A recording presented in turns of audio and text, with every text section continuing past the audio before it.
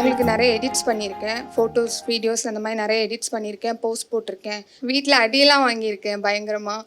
ஏன்னா எனக்கு அவங்கள பிடிக்கும், ரொம்ப பிடிக்கும்.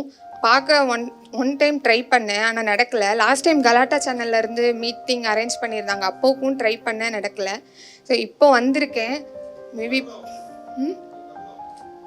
வர 9 o'clock உங்களை அவ்வளோ எல்லாம் வெயிட் பண்ண வைக்க மாட்டேன்.